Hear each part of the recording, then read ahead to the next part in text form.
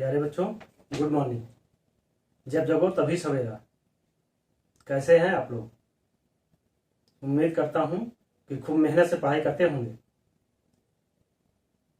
हम लोगों ने एक नया चैप्टर स्टार्ट किया था, पॉलिनोमियल्स यानी बहुपद। बहुपद पिछले लेक्चर में हम लोग बहुपद से संबंधित अलजेब्रिक एक्सप्रेशन, बीजीय व्यंजक और बीजीय व्यंजक को ही पॉलिनोमियल के रूप में रिप्रेजेंट करने के तरीकों को सीखा था, जहां पर आज तक मैंने पीछे से जितने भी नंबर पढ़े हैं, चाहे नेचुरल नंबर हो, होल नंबर हो, इंटीजर्स हो, फ्रैक्शंस हो, रेशनल नंबर हो, इरेशनल नंबर हो और उनका डेसिमल एक्सपेंशन हो, ये सारे के सारे नंबर जो होते हैं वो नंबर लाइन पर रिप्रेजेंट किए जा सकते हैं, रियल नंबर लाइन पर रिप्रेजेंट किए जा सकते हैं, यानी रियल नंबर यानी वास्तविक संख्या।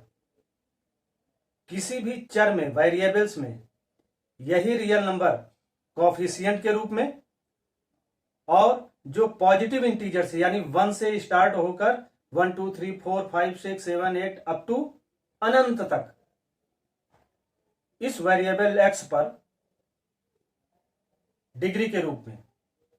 तो यही ए कोएफिशिएंट इंटू वेरिएबल एक्स की पावर n पॉजिटिव इंटीजर्स, यही है पॉलिनोमियल। जब डिग्री 1 होती है तो लीनियर पॉलिनोमियल यानी रैखिक बहुपद, जब डिग्री 2 होती है तो क्वाड्रेटिक पॉलिनोमियल द्विघातीय बहुपद, जब डिग्री 3 होती है तो त्रिघातीय बहुपद यानी क्यूबिक पॉलिनोमियल, जब 4 होती है, जब घातें 4 होती हैं तो बाई क्वाड्रेटिक पॉलिनोमियल यानी द्विवर्ग बहुपद। और इन बहुपदों का शून्यक जीरो पॉलिनोमियल और जीरोज ऑफ पॉलिनोमियल, इनके बीच में अंतर, और इसके साथ विभिन्न प्रकार के जो भी पॉलिनोमियल्स हैं वो पार्ट होते हैं पॉलिनोमियल्स फंक्शंस के, जो हम लोग इस चैप्टर में करेंगे।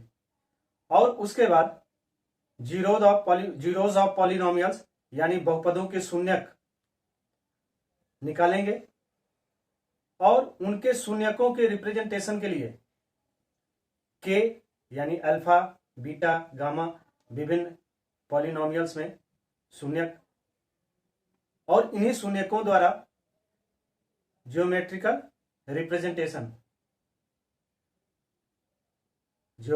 रिप्रेजेंटेशन यानी ज्यामितीय अर्थ, geometrical meaning of zeros polynomials, बहुपद के शून्यकों का ज्यामितीय अर्थ हम लोग आगे करेंगे। आइए चैप्टर स्टार्ट करते हैं। और यह बड़ा ही इंपॉर्टेंट टॉपिक है। यह अगर आपको क्लियर हो गई तो समझिए बहुपद यानी पॉलिनोमियल्स पूरी तरीके से क्लियर हो जाएगी, ये मैं दावा करता हूं। ध्यान से आइए देखिए इस नए टॉपिक को, algebraic expression in form of polynomial function, बीजीय व्यंजक बहुपद फलन के रूप में। बीजीय व्यंजक यानी अलजेब्रिक एक्सप्रेशन क्या है? दो या दो से अधिक चर तथा अचर राशियों के जोड़, घटाना, गुणा या भाग इत्यादि संक्रियाओं से प्राप्त पद को बीजीय व्यंजक या अलजेब्रिक एक्सप्रेशन कहते हैं। Two or more than variables and constant values of addition, subtraction, multiplication and division gets that term which is called algebraic expression. चर और अचर, कांस्टेंट और वेरिएबल। कांस्टेंट में जैसे हम लोगों ने देखा जो भी काउंटेबल नंबर था 1 2 3 4 5 अप टू सो ऑन, ठीक ना, ये क्या है? यह रियल नंबर है। यह कांस्टेंट जो है टर्म वो क्या है? वो रियल नंबर है, ठीक ना, यानी जो भी वास्तविक संख्याएं हैं वो सारे कांस्टेंट पद में आते हैं, रियल नंबर। और वेरिएबल्स को हम लोग अक्षरों के रूप में यूज किया, जैसे x, y, z और a, b, c, इस रूप में इसे रिप्रेजेंट कर सकते हैं। तो ये रियल नंबर और ये वेरिएबल्स, इनके मिलने से जो चीजें हमें मिलती हैं उन्हें हम कह सकते हैं दैट इज अलजेब्रिक एक्सप्रेशन, ठीक ना। जैसे मान लीजिए इधर से हम 3 ले लें और इधर से x ले लें, तो यानी 3 इंटू एक्स बराबर क्या हो जाएगा 3x। यही 3x क्या था, वो एल्जेब्रिक एक्सप्रेशन था। ठीक है। दूसरा हम लोगों ने बहुपद में देखा, and expression of more than 2 algebraic term specially the sum of several terms that contains different power of same variables. यानी एक ही वेरिएबल्स पर अलग अलग जो डिग्रीज मिलती हैं, जो पावर मिलती हैं, उनका सम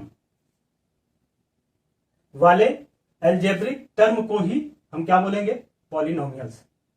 जहां चरों की घात यानी degree of variables positive integer हो, धनात्मक पूर्णांक हो, तथा चरों का गुणांक कोफिशिएंट ऑफ वेरिएबल वास्तविक संख्या हो, रियल नंबर हो। यानी इस रूप में अगर हम देखना चाहें तो मान लीजिए अगर कोई एक वेरिएबल x है, ठीक ना, तो अगर इस पे कोई भी केवल x लिखा हुआ है और कहा जाए x की डिग्री क्या होगी, डिग्री यानी इसकी घात क्या होगी, इसकी घात कितनी है 1 है, और कहा जाए कि इसका कोफिशिएंट क्या होगा, कोफिशिएंट यानी गुणांक, इसका गुणांक क्या है, वो भी 1 है, यानी ये 1 और इसकी पावर भी होगी 1, तो ये क्या हुआ 1 इंटू एक्स इंटू 1। तो इसी चीज को यहां पर इस तरीके से कह रहा है कि कोई भी वेरिएबल्स जो है उसकी जो भी घात के रूप में और उसके साथ जो ये कोफिशिएंट हो, ये कोफिशिएंट कैसा है, वो रियल नंबर हो, ठीक ना, और वेरिएबल्स जो हो वो डिग्री के रूप में। यही एक्सप्रेशन जो है उसी को कहा गया कि वह बहुपद है। मान लीजिए सपोज ये कांस्टेंट जो है, जो रियल नंबर है, आपने इसे मान लिया a, ठीक ना, और वेरिएबल्स जो था इसे मान लिया x, ठीक ना, तो a इंटू एक्स की पावर n, तो a क्या है, कोफिशिएंट है। अब यहां पर कोफिशिएंट क्या हो जाएगा, वो कोफिशिएंट इसका क्या है, वो a है, ठीक ना, और डिग्री क्या है, वो n। लेट हमने माना कि डिग्री n है और कोफिशिएंट a है, और यही रिप्रेजेंटेशन जो है, मतलब किसी भी वेरिएबल्स को जब रियल नंबर के कोफिशिएंट a और डिग्री पॉजिटिव इंटीजर्स n के रूप में व्यक्त किया जाता है, तो इसी को बोला जाता है पॉलिनोमियल्स या बहुपद। ठीक। अब थोड़ा एक्सपेंस करके और देखिए, यह a जो है कांस्टेंट वैल्यू क्या होगी, यानी अचर पद क्या है, अचर पद जो परिवर्तित ना हो, जैसे 1 2 3 4 अप टू सो ऑन। यह क्या है, यह कांस्टेंट वेरिएबल है, कांस्टेंट वैल्यू है, यह कांस्टेंट वैल्यू है, और यही कांस्टेंट वैल्यू ही क्या बोली जाती है, इसी कांस्टेंट वैल्यू को ही अचर ये भी एक तरीके का पॉलिनोमियल्स है। ये जो नंबर है यह एक पॉलिनोमियल्स है, तो इन्हें क्या कैसा पॉलिनोमियल्स बोला जाता है, हम लोगों ने पढ़ा है, इसे बोला जाता है अचर बहुपद, यानी अचर बहुपद। अचर बहुपद को इंग्लिश में क्या बोलेंगे, कांस्टेंट पॉलिनोमियल्स।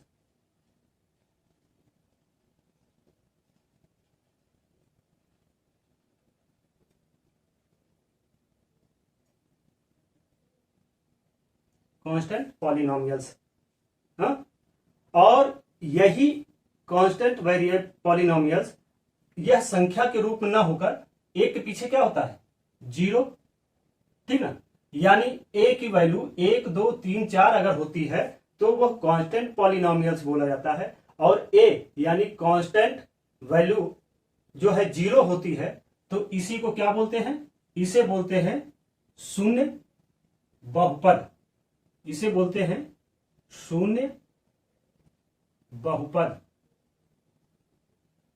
इंग्लिश में इसे बोलते हैं जीरो पॉलिनोमियल्स।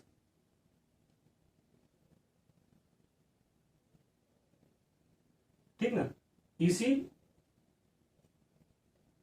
शून्य बहुपद को क्या बोलते हैं, जीरो को जब ए की वैल्यू जीरो होती है, ठीक ना, तो उसे क्या बोलेंगे, जब ए की वैल्यू शून्य होती है तो उसे बोलते हैं शून्य बहुपद, जीरो पॉलिनोमियल्स।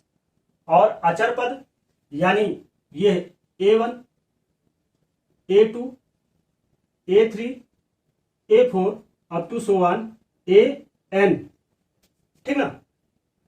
और चर मान लीजिए अगर ये शून्य है, कॉफिशिएंट x का कॉफिशिएंट a बराबर शून्य है, तो यानी कहने का मतलब कि वहां पर अचर पद नहीं है, वो स्थान उसका वैकेंट है, ठीक ना। और अगर यह A1 है और इसके साथ x जो है वो 1 है, ठीक ना, तो यहां पर ये 1 क्या है, ये 1 n है और ये 1 भी n है। A2 यानी x की पावर 2, A3 यानी x की पावर 3, A4 यानी x की पावर 4, और ऐसे ही ये हो जाएगा x की पावर n। तो बात समझ में आई। ये कांस्टेंट जो है वो कॉफिशिएंट है और n जो है वो डिग्री है, और इसे जब फंक्शंस के रूप में व्यक्त किया जाता है तो वही algebraic expression in form of polynomials function बोला जाता है। अब फंक्शन क्या है या फलन क्या है या फलनात्मक संबंध क्या है, देखिए जैसे p कोई भी इक्वेशन आपको दी जाए, x 2x square plus x 2x square plus 2x, तो ये क्या है, यहां कितने वेरिएबल्स हैं, एक वेरिएबल है और इसका वेरिएबल क्या है, वो x है, तो इसे लिख सकते हैं फंक्शन ऑफ x। इसे क्या लिख सकते हैं, इसे लिख सकते हैं फंक्शन ऑफ x के रूप में।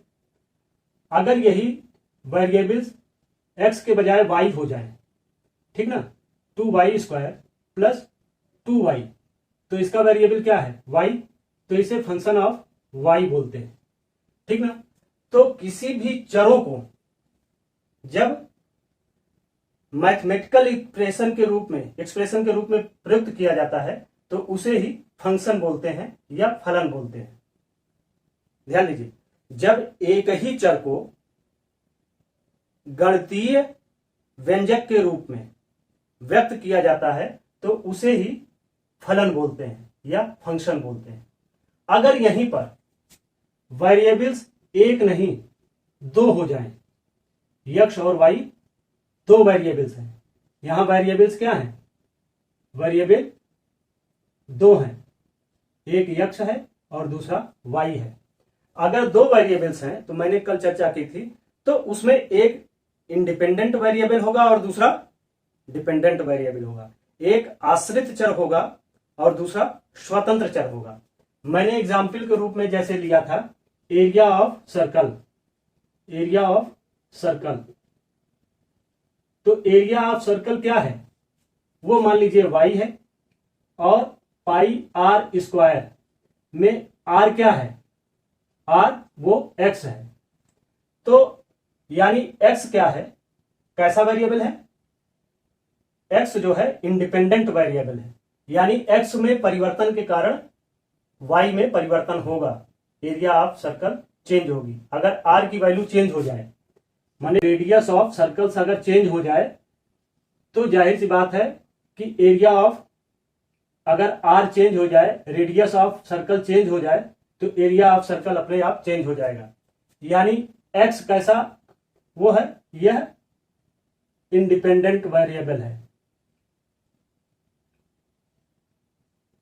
और y कैसा है, वो डिपेंडेंट वेरिएबल है, ठीक ना। तो वहां क्या करते हैं, y is the function of x, यानी इस x स्वतंत्र चर में परिवर्तन के कारण उसके डिपेंडेंट यानी आश्रित चर में परिवर्तन होगा। तो यहां पर एक्सप्रेशन क्या हुआ, फलन p is the function of x equal to 2x² plus 2x और p is the function of y 2y² plus 2y, ठीक ना। और जब दो वेरिएबल्स होंगे तो उनमें एक इंडिपेंडेंट वेरिएबल होगा, दूसरा डिपेंडेंट वेरिएबल होगा।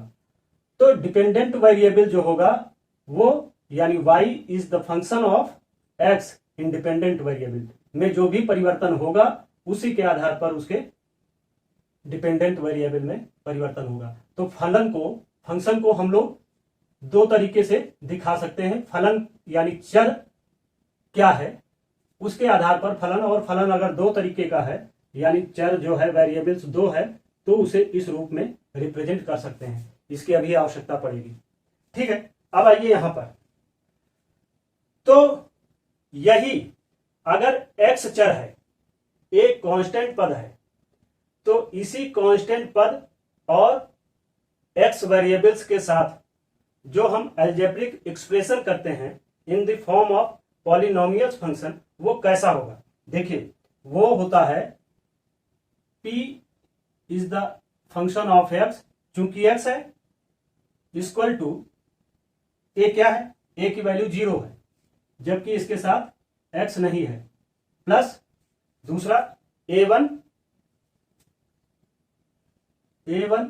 Into x1 plus a2 into x2 plus a3 into x3 plus a4 into x4 up to an x की पावर n।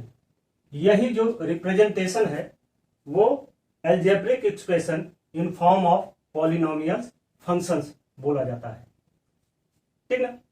a यहां पर क्या है, a, चलिए इसको साफ करके तब करते हैं।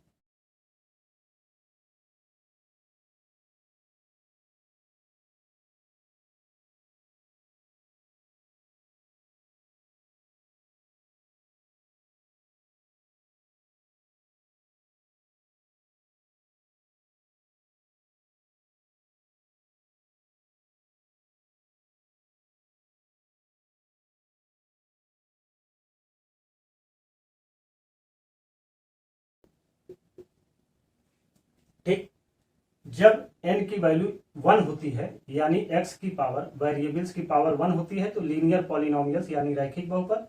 जब n की वैल्यू 2 होती है तब उसे क्वाड्रेटिक पॉलिनोमियल्स यानी द्विघात बहुपद। और जब n की वैल्यू 3 होती है तो उसे क्यूबिक पॉलिनोमियल त्रिघात बहुपद। और जब n की वैल्यू 4 होती है तो उसे बाई क्वाड्रेटिक पॉलिनोमियल्स यानी द्विवर्ग बहुपद बोलते हैं। यानी यहां पर ये n जो है वो क्या दिखा रही है, वो डिग्री को दिखा रही है, ठीक ना।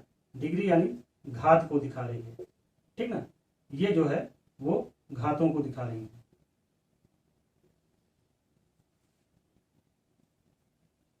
दूसरी चीज, जब लीनियर पॉलिनोमियल्स होता है तो वहां पर पद यानी टर्म कितने होते हैं, टर्म कितने होंगे।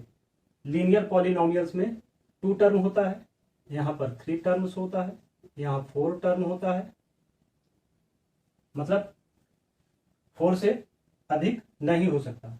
और यहां 5 टर्म्स होता है, 5 से अधिक नहीं हो सकता।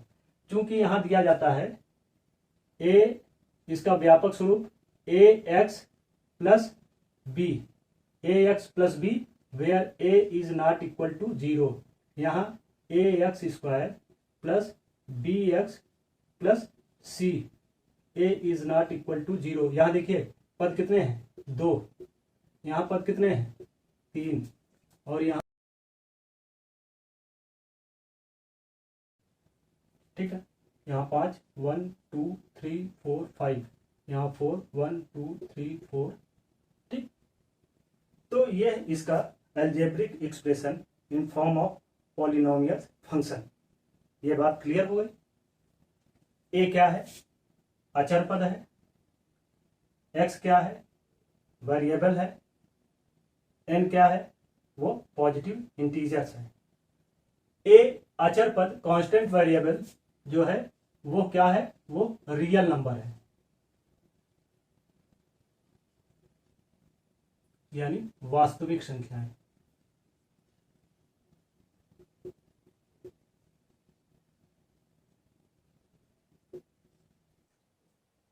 यह जो है पी एक्स यानी फंक्शन ऑफ एक्स, यहां कितने वेरिएबल्स हैं? एक्स हैं, केवल एक ही चर है, वो है एक्स, ठीक ना। तो इसलिए इसे बोला गया फंक्शन ऑफ एक्स। और देखिए इसमें सबसे बड़ी चीज कि पहला पद क्या है? a0। a0 यानी अचर पद है, यानी कांस्टेंट वैल्यू है। और यह कांस्टेंट वैल्यू जानते हैं जो काउंटेबल नंबर होते हैं उन रूपों में प्रेजेंट किए जाते हैं।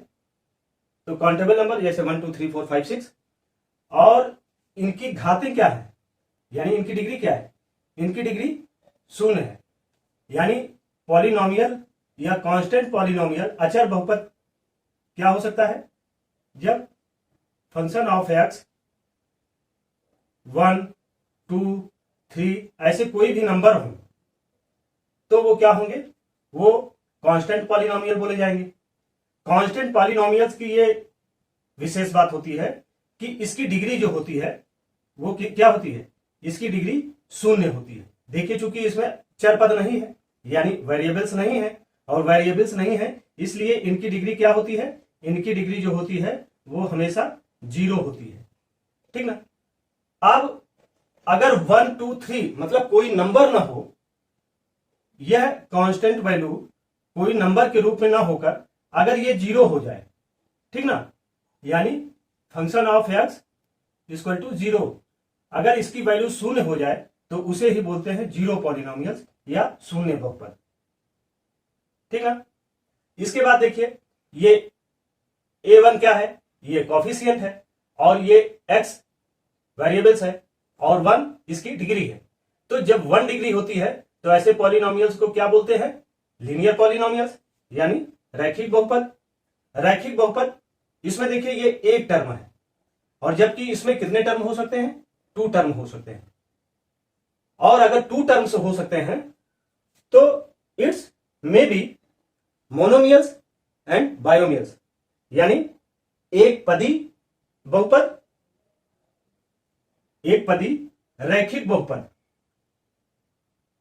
Monomial linear polynomial. और अगर 2 पद होते हैं तो उसे बायोमियल्स बोला जाएगा, उसे लीनियर बायोमियल्स बोला जाएगा। ऐसे ही जब इसकी डिग्री 2 होगी, चर यानी वेरिएबल्स की डिग्री 2 होगी, तो उसे क्वाड्रेटिक पॉलिनोमियल्स बोलते हैं। क्वाड्रेटिक पॉलिनोमियल्स में भी 3 टर्म, तो क्यूबिक पॉलिनोमियल यानी त्रिघात बहुपद जिसकी डिग्री 3 होगी, उनमें टर्म कितने हो सकते हैं? 4 हो सकते हैं। मोनोमियल, बायोमियल, ट्रायोमियल्स और टेट्रामियल्स। ऐसे ही बाइक्वाड्रेटिक पॉलिनोमियल यानी द्विवर्ग बहुपद जिनकी डिग्री जो है 4 होगी, उन्हें बाइक्वाड्रेटिक पॉलिनोमियल यानी द्विवर्ग बहुपद बोलते हैं। इसमें जो पद होंगे, जो टर्म होंगे, वो 5 हो सकते हैं, और 5 हो सकते हैं तो यानी मोनोमियल, बायोमियल, ट्रायोमियल, टेट्रामियल और पेंटामियल। इस तरीके से ये चीजें हो सकती है। इसके बाद कांस्टेंट पॉलिनोमियल यानी अचर बहुपद। अचर राशियां जो काउंटेबल नंबर होते हैं उन्हें बोलते हैं। A polynomial of A degree 0 is called constant polynomial. शून्य घात का बहुपद एक अचर बहुपद है, अचर बहुपद कहलाता है।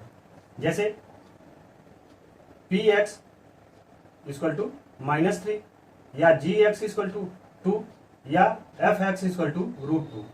These are independent from variable values. ये चर राशियों से स्वतंत्र है, ये चर राशियों से स्वतंत्र है। मतलब इसमें वेरिएबल्स जो हैं x, उनसे ये फ्री होते हैं, ठीक ना। जीरो पॉलिनोमियल शून्य बहुपद, यह विशेष अचर मान 0 वाला एक अचर बहुपद है। A polynomial whose all coefficients are 0 is called a zero polynomial. यानी काउंटेबल नंबर जो होते हैं 1 2 3 4 5 6, ये सब क्या है? ये कांस्टेंट वैल्यू है।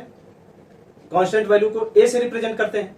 जब ये केवल कांस्टेंट वैल्यू हुई होती हैं तो उन्हें क्या बोलते हैं? Constant polynomial. और जब ये कांस्टेंट वैल्यू 1 ना होकर बल्कि 0 हो जाए, ठीक ना, तो जब a की वैल्यू 0 हो जाती है तो यानी कहने का मतलब वो अचर बहुपद बोला जाएगा या जीरो पॉलिनोमियल्स बोला जाएगा। यहां पर वेरिएबल्स x का की वैल्यू क्या आएगी, शून्य होगी। यह एक शून्य बहुपद है तथा इसकी घात अपरिभाषित है, डिग्री जो है वो क्लियर नहीं होती। एग्जाम्पल में देखें f(x = 0), अगर किसी भी वेरिएबल्स को 0 से मल्टीप्लाई कराएंगे, गुणा कराएंगे, तो इसकी घात चाहे 2 हो और चाहे -5 हो, सभी का अल्टीमेट रिजल्ट क्या आएगा, 0 आएगा। तो इसलिए इस तरीके के बहुपद जहां पर उनके अचर वैल्यू 0 दी गई हो, यानी कांस्टेंट वैल्यू 0 दी गई हो, तो वो सारे के सारे पॉलिनोमियल्स जीरो पॉलिनोमियल्स या शून्य बहुपद कहते हैं। अब इसके बाद देखते हैं बहुपदों का शून्य क्या होता है, जीरो ऑफ पॉलिनोमियल्स। एग्जाम्पल लें, हमने एग्जाम्पल्स लिया x² - 3x - 4। तो देखिए इसमें वेरिएबल्स क्या है, चर क्या है, वो है x। इसका वेरिएबल्स क्या है, x। तो polynomials of x equal to x² - 3x - 4 देख सकते हैं। इफ x = 2, यानी x की वैल्यू अगर आपको 2 दी गई है तो आप क्या कर सकते हैं, x की जगह पे 2, पॉलिनोमियल्स ऑफ x यानी पॉलिनोमियल्स ऑफ 2।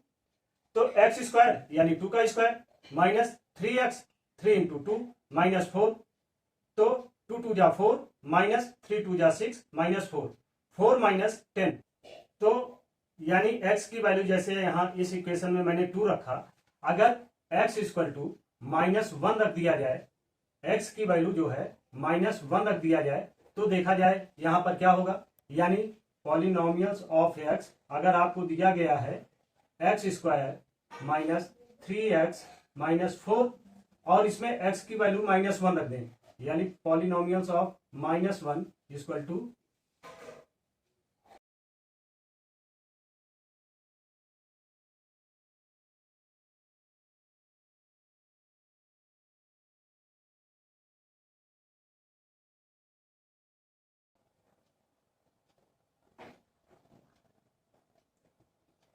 तो अब आप देखिए जब x की वैल्यू -1 रखते हैं तब भी क्या मान आता है, 0, यानी ये पूरे इक्वेशन की वैल्यू क्या आ जाती है, शून्य। और जब x = 4 रखते हैं तो px x² - 3x - 4, तो p4 = 4² - 3 × 4 -4, 16 - 12 -4 माइनस ऐड हो गया, तो 16 - 16, तो ये घट जाएगा बराबर p4 की वैल्यू क्या आ गई, 0। तो यानी इसी इक्वेशन में जब आप x की वैल्यू 2 रखते हैं तो देखते हैं क्या आता है, -6। जब x की वैल्यू -1 रखते हैं तो इसकी वैल्यू आ जाती है 0, या x की वैल्यू जब आप 4 रखते हो तब भी इसकी वैल्यू क्या आ जाती है, 0। तो यानी जब किसी भी वैल्यू को किसी इक्वेशन में रखने पर उसका परिणाम 0 आए तो वो क्या बोला जाएगा, यह -1 क्या है, इस इक्वेशन का शून्यक है, ठीक ना। इसे क्या बोलेंगे, it is the zero of polynomials, -1 is zero of polynomials. वैसे ही 4 इज जीरोज ऑफ पॉलिनोमियल्स।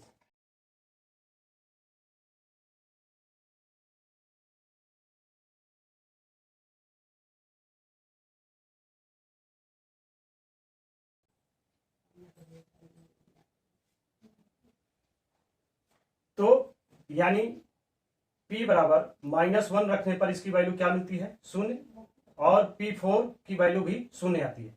तो यानी -1 और -4, यह जो स्क्वायर इसकी क्या है, डिग्री क्या है, 2 है। तो ये कैसा पॉलिनोमियल है, क्वाड्रेटिक पॉलिनोमियल। तो -4 -1 and 4 zeros of quadratic polynomials होगा, यानी द्विघात बहुपद का शून्य क्या है, -1 और 4 है। तो इसे मान लीजिए कि p यह जो माना, लेट k = -1 एंड 4, तो हम इसको लिख सकते हैं पॉलिनोमियल्स ऑफ k कांस्टेंट चर बराबर 0, यानी p के वह वैल्यू है जिसको किसी भी पॉलिनोमियल्स में रखने पर 0 आ जाए। तो स्पेशली के जीरोथ पॉलिनोमियल्स के लिए, यानी बहुपद के शून्य को के द्वारा अगर डिनोट करें तो पॉलिनोमियल्स ऑफ के इज इक्वल टू 0, यानी के शून्यकों को प्रदर्शित करने का एक स्थिरांक है। इसके बाद अभी मैंने क्वाड्रेटिक पॉलिनोमियल्स के जीरो ज्ञात किए, यानी द्विघाती बहुपद के शून्य ज्ञात किए। हम लोग देखते हैं रैखिक बहुपद लीनियर पॉलिनोमियल्स के जीरो ज्ञात करते हैं। लीनियर पॉलिनोमियल्स रैखिक बहुपद, यानी जहां पर वेरिएबल्स की डिग्री क्या हो, 1 हो। यहां जैसे 2x + 3 है तो यहाँ x की डिग्री कितनी है, 1 है। तो पॉलिनोमियल्स ऑफ x, चूंकि वेरिएबल x है तो पॉलिनोमियल ऑफ x होगा। अगर ये x की जगह y होता तो पॉलिनोमियल्स ऑफ y होता, ठीक ना। तो इसके शून्य k है, यानी p polynomial of x if p equal to polynomials of k, यानी x की जगह पर k को रिप्रेजेंट किया। तो वही अगर x की जगह पे मैंने k को रिप्रेजेंट किया तो 2x + 3 क्या हो जाएगा, 2k + 3 हो जाएगा। 2k + 3 = 0, देन 2k = -3, k = -3/2, ठीक ना। 3 इधर आएगा तो माइनस हो जाएगा, 2 इसके नीचे जाएगा तो ये -3/2 हो गया, ठीक। इन जनरल अगर इसको व्यापक रूप में लीनियर पॉलिनोमियल्स रैखिक बहुपद को व्यापक रूप में रिप्रेजेंट करना चाहें, in general if k is 0 of px then px = ax + b, यानी लीनियर पॉलिनोमियल्स का जनरली ax + b के रूप में रिप्रेजेंट करते हैं, यानी रैखिक बहुपद को व्यापक स्वरूप में ax + b के रूप में रिप्रेजेंट करते हैं। तो जो ये px है उसको अगर pk कर दिया जाए तो ये ax + b = 0, यानी x के स्थान पर k को रिप्रेजेंट करें। यहां जो x है x के स्थान पर हम k को करें तो ये हो जाएगा ax के बजाय ak + b = 0, then ak = -b, b इधर जाएगा माइनस हो जाएगा, तो k = -b/a, k = -b/a। b क्या है, यह कांस्टेंट वैल्यू है, यानी अचर पद है, और a यह कॉफिशिएंट है, यानी x का गुणांक है। तो रैखिक बहुपद यानी लीनियर पॉलिनोमियल्स का शून्यक जो है k, उसे -b/a से रिप्रेजेंट कर सकते हैं। So the zeros of linear polynomial ax + b, व्यापक स्वरूप है ये linear polynomials, is b/a = -a, constant term है, यानी अचर पद है जिसको माइनस में रखा गया है नेगेटिव फॉर्म में, और a कोएफिशिएंट ऑफ x है, यानी x का गुणांक। इसी तरीके से जैसे हमने इसके पहले क्वाड्रेटिक पॉलिनोमियल्स के जीरोज निकाले थे, द्विघात बहुपद के शून्य निकाले थे, उसमें -1 और 4 आया था। उस कंडीशन में इस k को हम अल्फा मान लेते हैं और दूसरे शून्य को beta. If alpha and beta are zeros of quadratic polynomials ax² + bx + c, तो ax² + bx + c में a, b और c तीनों क्या हैं, ये कांस्टेंट टर्म है, यानी a, b and c is not equal to 0, ये कांस्टेंट टर्म है, यानी अचर पद है। तो then alpha + beta = -b/a, minus constant term है, b जो है कांस्टेंट टर्म है, यानी अचर पद है जो निगेटिव है, और a जो है कोएफिशिएंट ऑफ x², यानी वह x² का गुणांक है।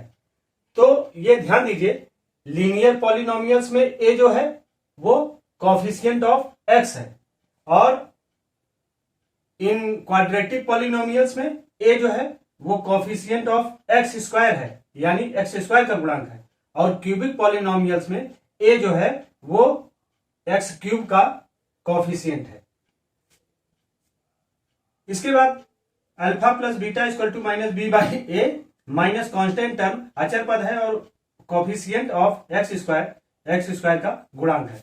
वैसे ही x alpha × beta = c/a, constant term अचर पद c है, and a coefficient of x² या x² का गुणांक है।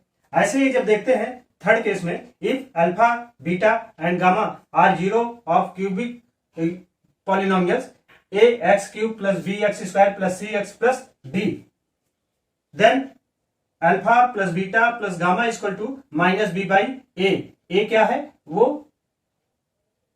वेरिएबल्स जो एक्स क्यूब है वो उसका कॉफिशियंट है। ठीक। B alpha into beta plus beta into gamma plus gamma into alpha equal to C by A and alpha into beta into gamma equal to minus D by A. ठीक।